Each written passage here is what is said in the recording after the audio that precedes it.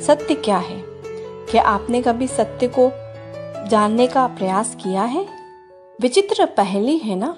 वास्तविकता में यह सब परिस्थिति जन्य है। परिस्थिति के अनुसार झुकना भी उचित है और परिस्थिति के अनुसार ना झुकना भी। यदि आपको यह लगे कि यह बात अनुचित है, आपके मन, आपकी आत्मा से यह स्वर निकले कि यह अनुचित है, तो ना झुके। ऐसा करना आपकी आत्मा को उठा देगा। और यदि आपको यह लगता है कि किसी की बात उचित है, परंतु अपनी आयु, अपने पद, अपने अहंकार के कारण आप मान नहीं पा रहे हैं, तो तुरंत ही नतमस्तक हो जाइए, तुरंत झुक जाइए, क्योंकि ऐसा करने से आपके अहंकार का आकार कम हो जाएगा और आपके व्यक्तित्व का कद और बढ़ जाएगा। संसार में सबसे अधिक घाव किससे हो सकता है? इंद्र के वज्र से, या विष्णु के चक्र से, या फिर भीम की गदा से, या फिर इनमें से किसी से नहीं। सबसे अधिक घाव पहुंचा सकते हैं वो है हमारे शब्द, हमारे वचन। यदि शब्द बाण है तो अस्त्र है हमारी जीवा।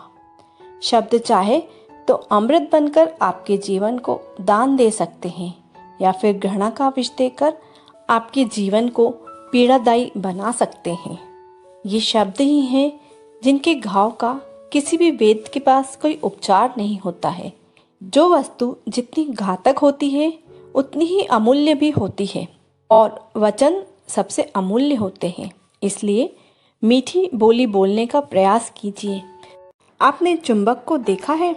कैसे वो लोहे की ओर आकर्षित होता है और कैसे वो लोहे को अपनी ओर आकर्षित करता है, क्योंकि उसके स्वभाव में ही आकर्षण होता है।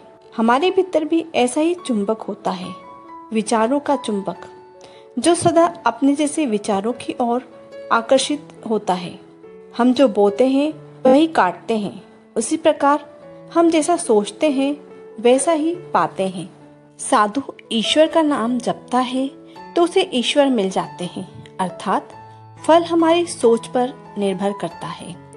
ओस की बूंद यदि केले के पत्ते पर गिरे तो कपूर बन जाती है, सीप में गिरे तो मोती बन जाती है, और यदि विषधर के मुख में गिरे तो विष। बूंद एक ही है, परंतु उसके प्रारब्ध भिन्न भिन्न है, क्योंकि उसे आकर्षित करने वालों का व्यवहार भिन्न है। इसलिए ये आप पर निर्भर करता है कि भविष्य में आपको विष चाहिए या अमृत। स्मरण रहे, हम वही बन जाते हैं जैसा हम सोचते हैं, जैसा हम विश्वास रखते हैं। यह आपका विश्वास ही है जो ये निर्धारित करता है कि आपको विष मिलेगा या अमृत। इसलिए अपनी सोच को सकारात्मक रखिए, फिर उसके बाद फल भी आपको सकारात्मक ही आएगा। क्या भविष्य मनुष्य की योजनाओं के आधार पर निर्मित होते हैं? कभी कभी कोई घटना मनुष्य के जीवन की सारी योजनाओं को तोड़ देती है और मनुष्य उस आघात को अपने जीवन का केंद्र मान लेता है। जब मनुष्य जीवन में किसी एक चुनौती को, किसी एक अवरोध को अपने जीवन का केंद्र मान लेता है, तो अपने जीवन की गति को ही रोक देता है। इसलिए वह अपने जीवन में सफल नहीं हो पाता और ना ही सुख और शांति प्राप्त कर पाता है। यदि आपको आपके जीवन में किसी एक कार्य में, किसी एक पद पर आपको असफलता मिलती है, कोई अवरोध मिलता है या कोई एक चुनौती मिलती है, तो आप अपना रास्ता बदल लीजिए, नई योजनाओं का निर्माण कीजिए और जीवन में फिर से आगे बढ़ जाइए। जीवन की गति को कभी ना रोकें, क्योंकि जीवन में चुनौतियों का सामना तो आपको हमेशा करना ही पड़ेगा, किंतु उन चुनौतियों से डरकर, हार कर आपको अपने जीवन की गति को नहीं रोकना है। जीवन निरंतर चलने का नाम है, रुकने का नाम जीवन नहीं है। अर्थात जीवन को अपने योग्य बनाने के बदले स्वयं अपने को जीवन के योग्य बनाना ही सफलता और सुख का एकमात्र मार्ग है। आपने अक्सर यह सुना ही होगा कि इंसान तो भूलों का पिटारा है, गलतियों का पुतला है, और ये सत्य है।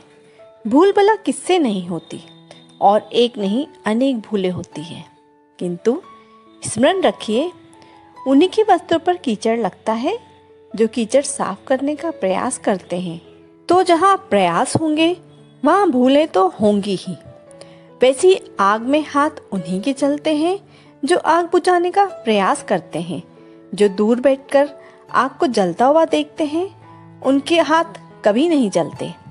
यदि आप कोई संकल्प करने जा रहे हैं, कोई बड़ा काम करने जा रहे हैं और यदि आपसे कोई भूल हो जाए तो कोई बात नहीं, पश्चाताप न करें। अपनी भूल को पहचानें और उसे सुधारने का प्रयास करें। और सबसे महत्वपूर्ण बात यह है कि अपने भूलों से सीखें। उन्हीं के हाथों से लहू बहता है जो कांटों से पुष्प निकालने का प्रयास करते हैं। याद रखिए, जिसने जीवन में कोई भूल नहीं की है उसने कभी भी कुछ नया और बड़ा काम नहीं किया है, कुछ भी नया करने का प्रयत्न नहीं किया है। इसलिए भूल आपका सबसे बड़ा शिक्षक है, तो इससे दुखी ना हो, पश्चाताप ना करें। इस भूल का आदर करें, सीखिए और फिर देखिए आप स्वयं को कितना ऊंचा पाएंगे। प्रेम से कहें राधे राधे। वीडियो पसंद आई हो तो लाइक कर दें, चैनल पर नए हैं तो सब्सक्राइब करना बिल्कुल ना भूलें। आज के लिए इतना ही, जल्दी फिर मिलेंगे कोई अच्छी नई वीडियो के साथ। तब तक के लिए जय श्री कृष्ण, राधे राधे।